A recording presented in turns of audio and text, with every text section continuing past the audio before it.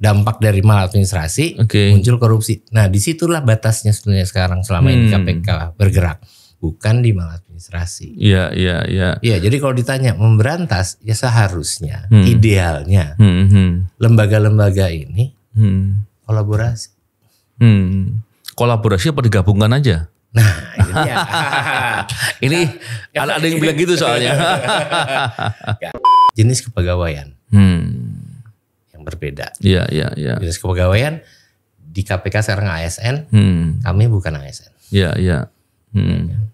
Lalu yang ketiga, menyatukan itu tidak semudah kayak memerger dua perusahaan, dua lembaga yang sama. Betul. Karena karakteristik mindsetnya saja sudah berbeda orang. Di sana kerjaannya mukul, sini ngerangkul kasarnya itu kan ya. Nah ini kalaupun ya, saya juga tidak bisa melawan kehendak yang ingin menggabungkan ya. Tapi kan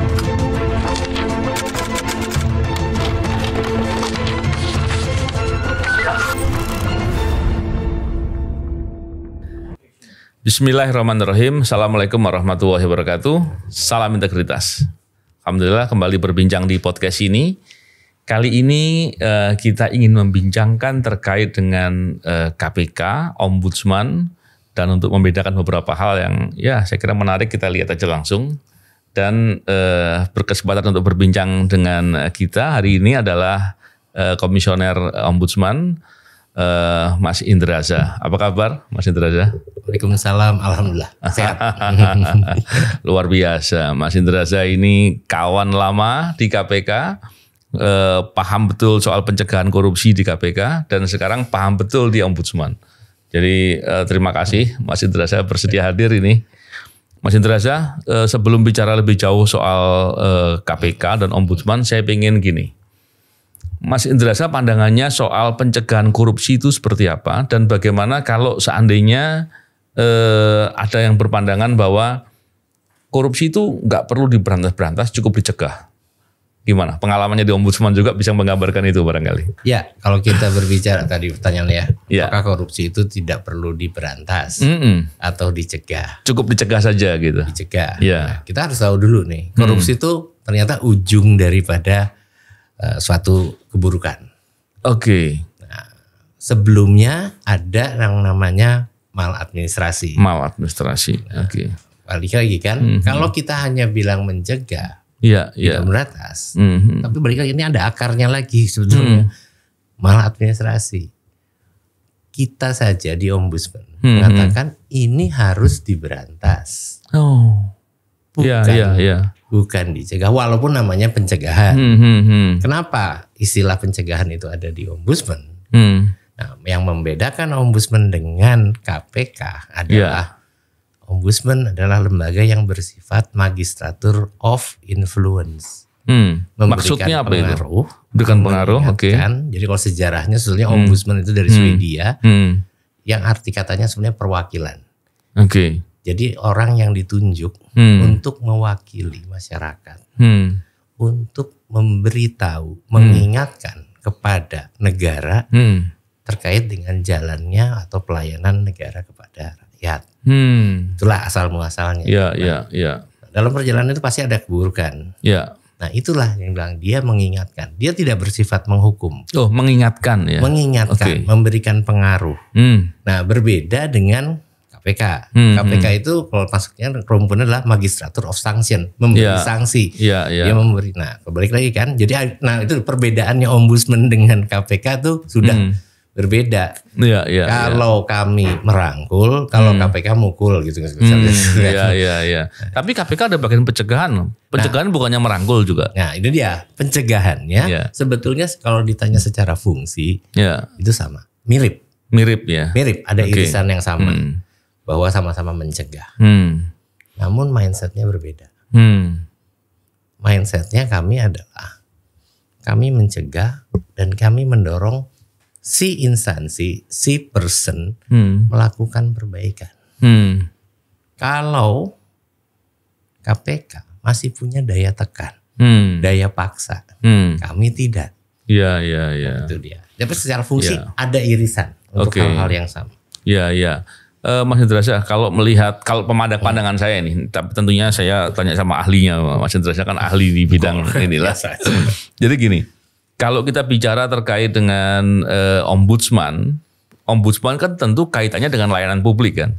Ya, di Indonesia. Nah, tapi kalau di urusan pengelolaan atau tata kelola pemerintah, baik itu kaitan dengan apapun lah, termasuk juga pengelolaan keuangan, itu yang tidak langsung berhubungan dengan layanan publik, itu ombudsman juga masuk di situ apa enggak? Nah, kalau dibaca di undang-undangnya, ya kan kami memang pelayanan publik. Pelayanan publik itu terkait apa?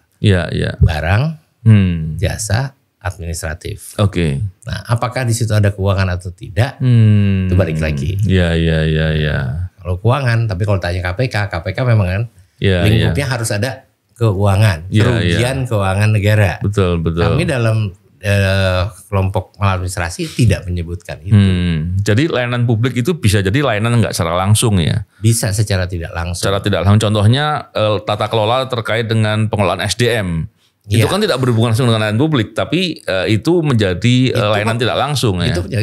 Itu kan barang administratif. Nah, kalau yang misalnya kayak contoh barang jasa tuh listrik, air, kalau barang. Kalau jasa tuh rumah sakit. Ya kan. Nah, kalau yang namanya ke administratif, kependudukan, kepegawaian. Jadi sebetulnya masuk. Cuman balik lagi terkait masalah keuangan, jika ada kerugian keuangan negara itu masuknya di ranah korupsi. Iya. Kalau maladministrasi, kan sebetulnya maladministrasi kan semua tindakan koruptif kan maladministrasi kan. Betul. Terus tadi Mas Indrasyah bilang bahwa setelah maladministrasi langkah berikutnya pasti terjadinya perbuatan korupsi itu. Iya. Jadi tahapannya kan seperti itu ya. Jadi memang ada beberapa irisan di situ ya. Beberapa irisan. Dan kalau kita lihat KPK dalam tugasnya untuk melakukan pencegahan kan semuanya sebetulnya kaitan anomali kaitan dengan maladministrasi juga ya. Jadi sesudah itu kan dampak dari maladministrasi muncul korupsi. Nah, disitulah batasnya sebenarnya sekarang selama ini KPK bergerak, bukan di maladministrasi. Iya.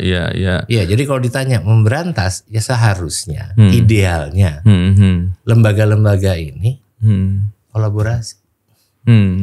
Kolaborasi apa digabungkan aja? Nah, ini ya. Ini ada yang bilang gitu soalnya. Enggak lah. Tetap harus kita bilang kolaborasi. Iya. Kenapa? Secara kelembagaan itu jelas sudah berbeda. Sudah berbeda saya kira. Beda utamanya di mana sih? Satu, karakteristik. Kan tadi saya bilang, sana Magistrature of Sanction, kami Magistrature of Influence.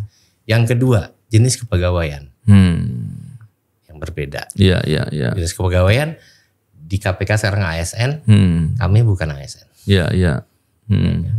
Lalu yang ketiga, menyatukan itu tidak semudah kayak memerger dua perusahaan, dua lembaga yang sama. Betul. Karena karakteristik mindsetnya saja sudah berbeda orang. Di sana kerjaannya mukul, sini ngerangkul kasarnya itu kan ya. Nah ini kalaupun saya juga tidak bisa melawan kehendak yang ingin menggabungkan ya. Tapi kalau kami lihat, kalau digabungkan, artinya itu adalah pelemahan dalam pemberantasan maladministrasi. Ini pelemahan KPK atau pelemahan ombudsman? Pelemahan gerakan pemberantasan maladministrasi dan KKN. Oke. Secara keseluruhan. Iya. Ini luar biasa sekali. Memang kalau saya melihat ya, walaupun ombudsman itu tidak punya daya paksa, tapi rekomendasi ombudsman kan final dan wajib dilakukan. Iya, menurut undang-undang begitu. Iya kan. Terus selama ini gimana? Ditaati apa enggak nih? Nah, ini dia. Itu kan balik lagi berbedanya. Kenapa? Ombudsman yang di dunia ini yang berhasil itu di negara-negara yang memang sudah menghormati hukum. Betul. Nah, kalau kita masih ugal-ugalan, masih asal saja, ya ombudsman tidak akan jalan. Kalau kita lihat di negara-negara Skandinavia, Denmark, Swedia, itu mereka cukup dibisikin sama ombudsman nurut. Iya. Karena mereka taat, mereka tahu kami melanggar aturan. Iya. Betul. Baru aturan loh, belum hukum loh. Gitu. udah. Iya. Nah, di sini sampai di debat ya, ada urusan. Di debat. Jadi salah nggak peduli ya. Iya. Jadi kalau ditanya ombudsman itu sebetulnya prosesnya adalah ada laporan masuk. Kami periksa. Kalau memang ada maladministrasi, maka kami sampaikan pada terlapor, tolong koreksi sampai 3 kali. Oke. Kalau nggak nurut, baru kita lempar ke atasannya dan kita boleh umumkan. Karena prinsipnya ombudsman sebetulnya adalah untuk yang salah tidak dipermalukan, yang benar bukan disombongkan. Nah itu. Iya. Jadi nggak ada orang itu langsung dipajang kalau di KPK gitu kan, tangkap di balik punggung, di belakang, dipamer. Kami enggak. Iya. Datengin aja orangnya nih, Bapak salah, tolong perbaiki. Kalau perbaiki selesai ya udah. Iya. Memang bedanya kan kalau KPK deterrent effect kan, ini kan bukan deterrent effect kan. Ini kan konteksnya deterrent effect dalam kondisi masyarakat yang budayanya begini, perlu daya pukul lah ya. Iya. Saya melihat begini, ombudsman ini dalam pandangan saya, bisa jadi saya salah karena saya kan tidak ahli di bidang itu, nggak di bidangnya Mas Indrasa. Ombudsman itu dalam konteks ketika ada tindakan negara lah gitu, pemerintah lah kepada masyarakat yang mungkin salah atau tindakan yang maladministrasi tadi lah atau koruptif. Sebetulnya langkahnya kan 2 tuh, ada di PT UN, ada di ombudsman. Betul.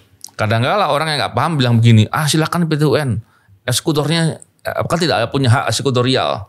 Sama dengan ombudsman. Ombudsman juga tidak punya hak eksekutorial untuk melakukan tindakan itu. Cuman masalahnya kalau aparatur masih ngomong begitu atau pejabat masih ngomong begitu, itu etikanya di mana gitu? Itu bermasalah secara etika. Ya itu saya bilang bagaimana budaya kita kan.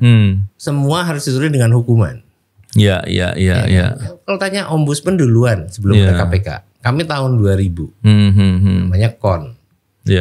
Komisi Ombudsman Nasional. Oh, oke. Pada tahun 2008 baru berubah menjadi Ombudsman Republik Indonesia. Iya. Jadi sebetulnya kalau tanya founding father ini lembaga-lembaga pasca reformasi itu sudah memikirkan awalnya. Ini terkait dengan masalah pelayanan negara dan masyarakat mengeluh bagaimana penyampaiannya. Iya. Dalam perkembangan yang terlihat, ditambah lagi ada TAP MPR, muncullah namanya KPK. Dan KPK pun ditanya filosofinya apa.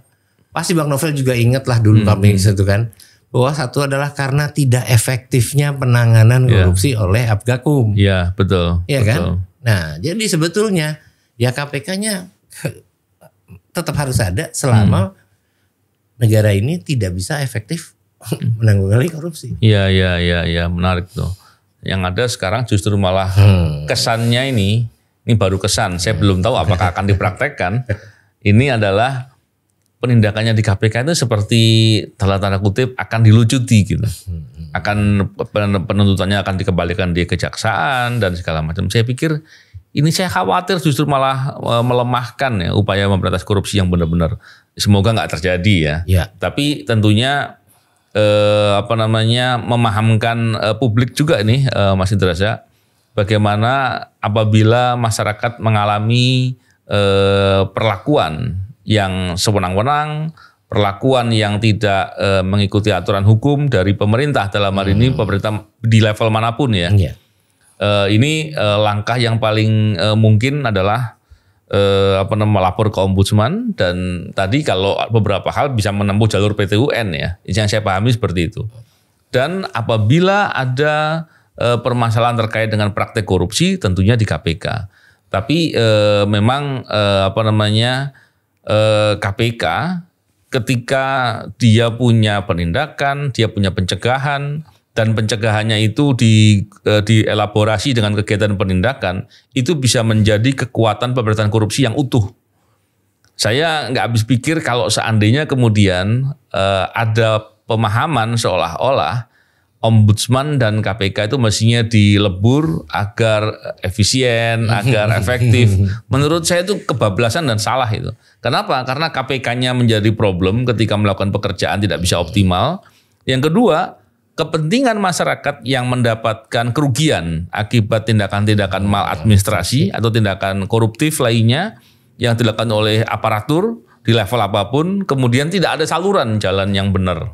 Jadi saya khawatir dua-duanya justru malah rugi malah nggak bisa optimal. Ya, pencegahannya itu kalau tanya KPK, kan tadi dibilang kan, bagaimana menjaga jangan terjadi korupsi. Ya Pasti dong, pemerintah, negara. Ya harusnya pencegahannya di sana. Ya.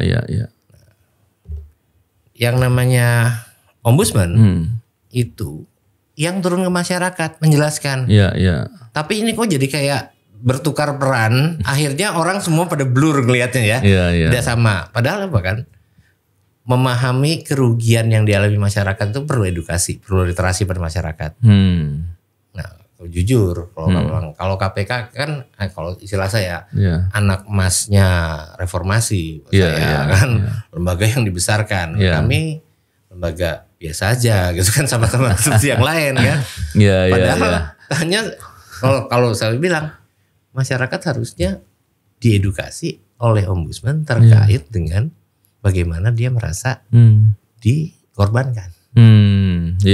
Sedangkan pencegahannya KPK ya di instansinya gitu kan. Kalau mau berbagi itu di situ. Ya itu batasannya jauh banget betul ya. Beda itu jauh ya betul. Tapi kok sekarang KPK tuh kayak dari A sampai Z, dari masyarakat sampai itu turun, tapi seperti menggarami. Saya paham betul itu. Kalau sepaham saya dulu ketika saya masih di KPK itu arah kebijakan dari pimpinan mengenai pencegahan itu lebih ke ke pengelolaan lah, pengelolaan dari negara, tata kelola pemerintahan lah. Dan kalau ke masyarakat lebih kepada peran serta masyarakat untuk mendorong agar bisa menjadikan anti korupsi atau pemberantasan korupsi sebagai gerakan gitu. Bukan tadi yang konteks ketika dia menjadi korban terkait dengan itu beda tuh mestinya. Itu bedanya. Itu memang sekarang dengan karakter yang berbeda. Ya kalau kita pakai bahasa awam kasarnya adalah kalau KPK itu ngurusin kerugian keuangan negara. Kalau kami itu kerugian keuangan masyarakat. Benar. Ya. Ini semoga pimpinan KPK yang sekarang nggak salah berpikir ini ya. Nah itu dia. Jadi kalau saya, mohon maaf, karena saya bekas KPK gitu ya. Mohon maaf kalau KPK, teman-teman KPK pencegahan denger ya. Kenapa? Saya bilang agak tidak tajam kampanyenya KPK. Karena dia sudah terlampau luas ke masyarakat. Yang kedua, mereka tidak menyentuh apa yang dibutuhkan masyarakat.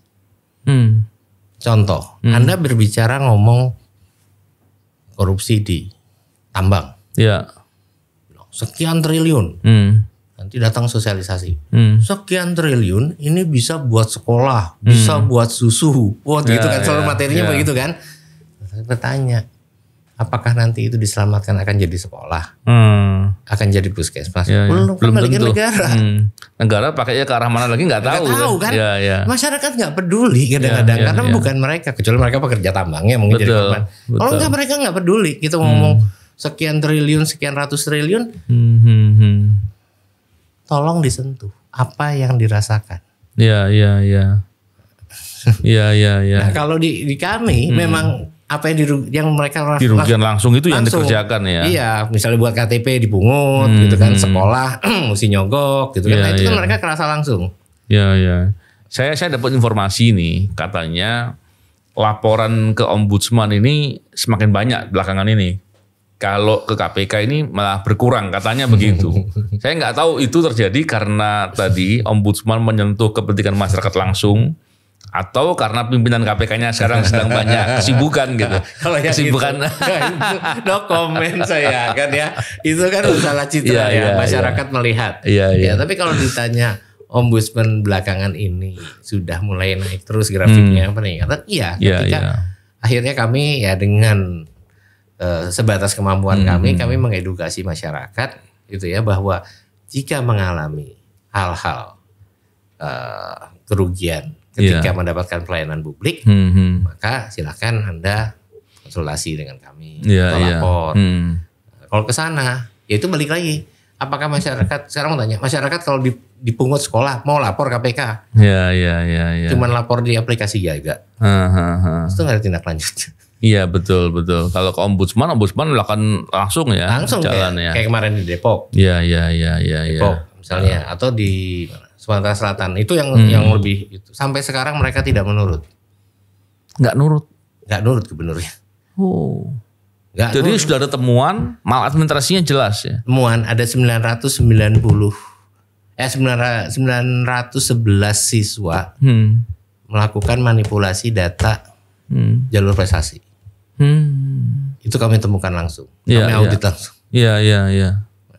Lalu kami bilang koreksi. Terus mereka bilang, nanti kami turunkan inspektorat dulu untuk periksa. Ya silahkan. Tapi nanti hasilnya tanggal 28. Ya kan tanggal 15 sudah masuk sekolah sebenarnya.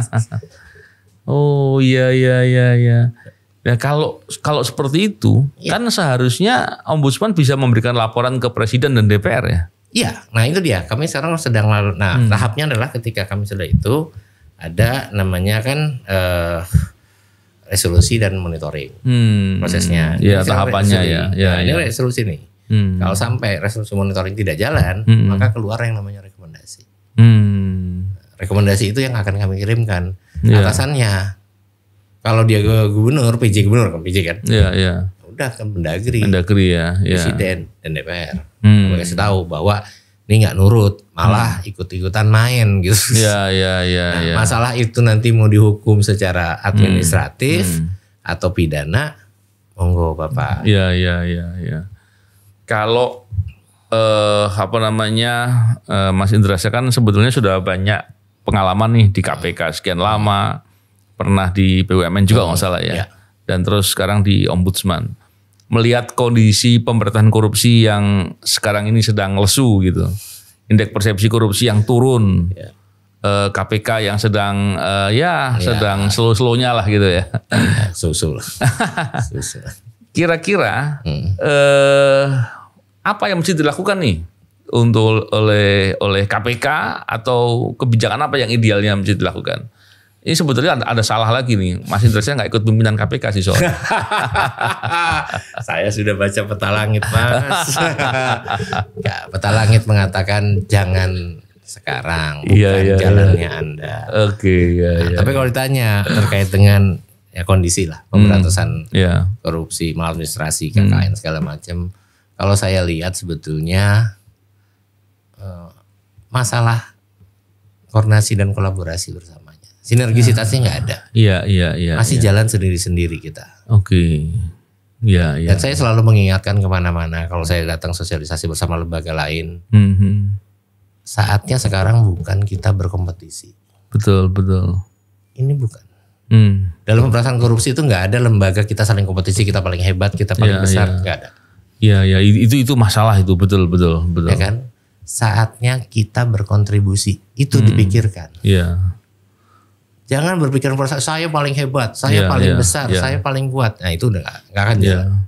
Saya aja pernah di beberapa kegiatan, saya kan pencegahan korupsi di Satgasus Pencegahan Korupsi Polri.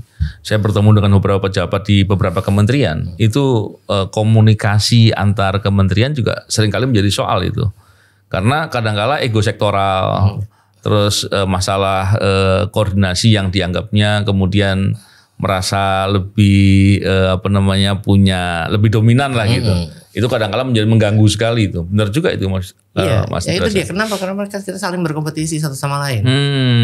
Harusnya kita berkontribusi, pikiran lah. Gerakan nih pemberantasan korupsi sebegini. Kontribusi kita apa? Iya. Jangan peduli yang lain. Betul. Kalaupun misalnya kalau dihitung-hitung lah, kamu ombudsman cuma 5%, KPK 50%, ini berapa ya? Ya nggak masalah, biarin aja. Iya. Kita fokus sama diri kita untuk memenuhi kontribusi kita. Iya. Ini enggak, malah diadu paling hebat. Kadang-kadang nggak tercapai juga akhirnya kan? Iya. Karena sibuk berkompetisi. Ya. Memang tadi yang seperti Mas Indra sampaikan soal KPK yang dibilang sebagai anak emas, mungkin karena penindakan aja orang melihatnya begitu. Karena bicara terkait dengan KPK ketika melakukan pencegahan, itu juga nggak terlalu banyak masuk di berita. Jadi saya sangat paham ketika Ombudsman dalam kegiatannya juga jarang masuk berita gitu. Padahal saya tahu betul itu Ombudsman dalam melakukan kegiatan sangat strategis harusnya. Nah, itu dia sayangnya saya nggak kemarin nggak ikutan podcast bareng Bappenas kan. Usia saya ngomong gitu kan. Iya.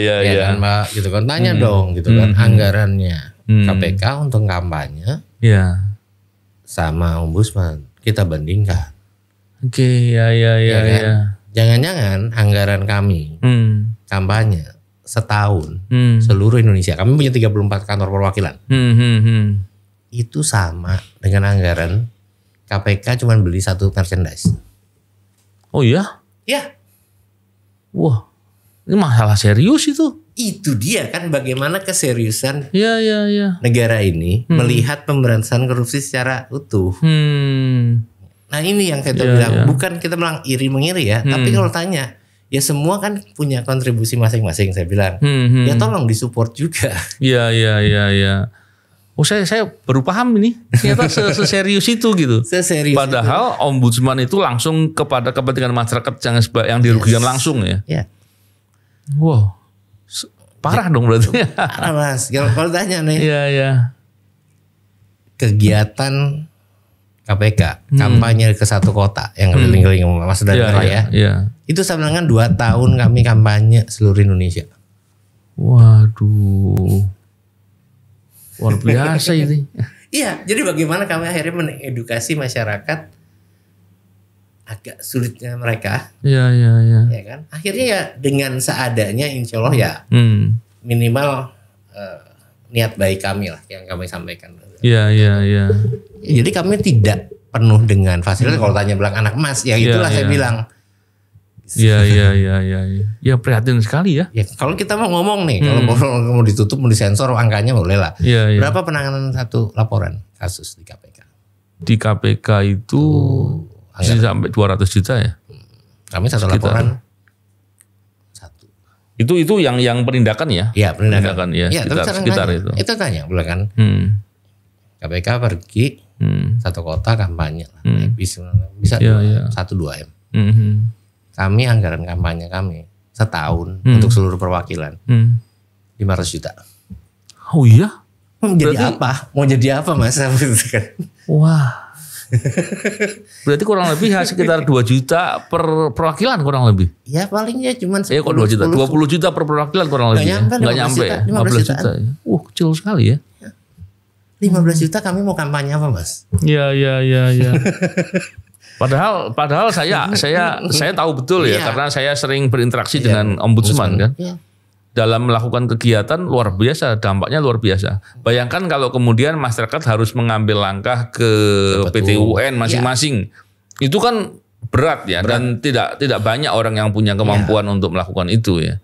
Walaupun ada LBH segala macam, tapi dengan peran Ombudsman itu Ombudsman bisa masuk melakukan investigasi, membantu mengarahkan. Ya betul. Nah itu dia sebenarnya bahwa kenapa konsepnya Ombudsman ada itu dulu kan memang orang nggak selalu harus diselesaikan dengan jalur yang peradilan itu. Oke. Itu makan biaya, makan waktu. Betul. Ya, menarik sekali nih. Nah di luar negeri kenapa akhirnya jadi semuanya itu? Ya karena memang begitu. Mereka sudah hormat, nggak usah lewat jalur itu. Ya udah, tinggal Ombudsman ngobrol sama instansi yang dilaporkan, ngomong selesai ya selesaikan, ya salaman, udah selesai, dah. Iya. Waduh, ini tanpa biaya, betul. Tanpa biaya apapun juga. Kita nggak pernah boleh mengut. Nah, kalau ada orang Ombudsman mengut, silakan laporan ke saya. Iya. Waduh, dahsyat betul memang. Dan ini ya tentunya kita berharap ke depan peran Ombudsman betul-betul diperkuat ya karena memang kontribusi Ombudsman untuk bisa membela kepentingan masyarakat secara langsung ini luar biasa terhadap setiap tindakan maladministrasi ya atau penyalahgunaan kewenangan macam-macam gitu macam-macam. Tidak memberikan pelayanan berlarut sampai petugasnya tidak kompeten pun kami itu yang ngurusin kami. Iya. harusnya ketika ombudsman memberikan masukan terhadap suatu tindakan yang maladministrasi dan tidak mau ditaati, itu bisa menjadi informasi ke KPK bahwa ada kemungkinan ada sesuatu yang kemungkinan ada juga praktek korupsi di situ. Nah, ini dia kalau ditanya, kalau saya mau buka sedikit, sebetulnya di sekian banyak laporan itu ada sebenarnya korupsi. Iya. Cuma balik lagi kan, bagaimana koordinasi, kolaborasi antara lembaga ini yang kita bilang kita masih punya ego sektoral. Iya.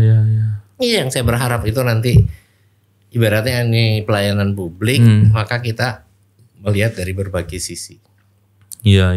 Keuangan ada BPK, ada BPKP. Iya. Ya kan?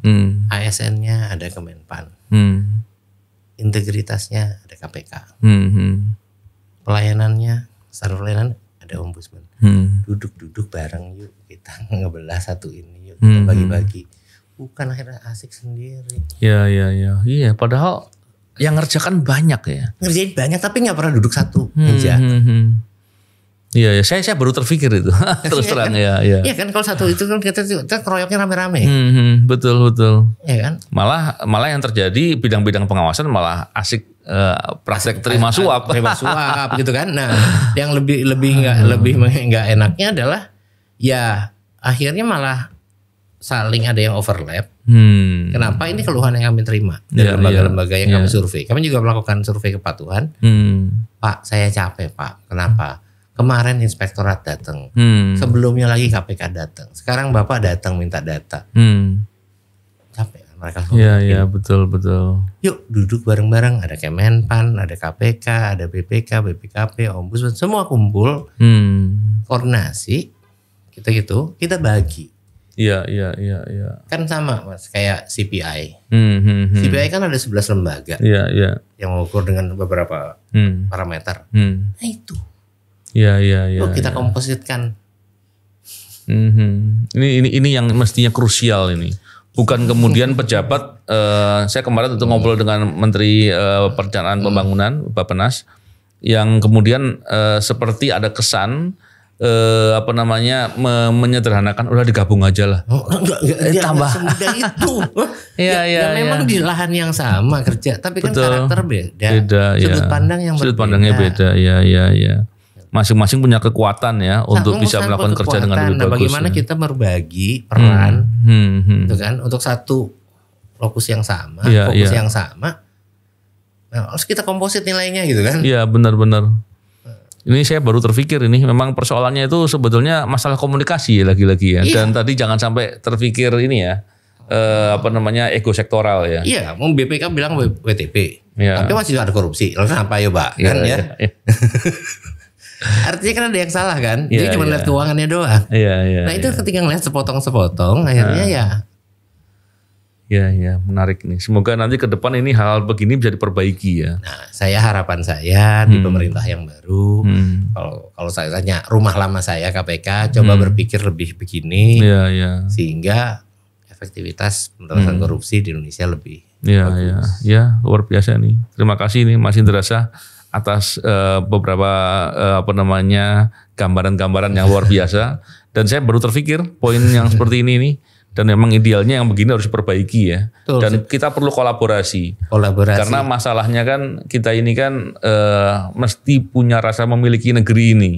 Dengan begitu yang kita lakukan adalah bersama-sama. Kita nggak perlu menonjolkan diri pribadi, tapi yang adalah bagaimana kita masing-masing bisa berkontribusi untuk kepentingan negeri. Amin. Ya, terima kasih Mas Indra Shah, luar biasa.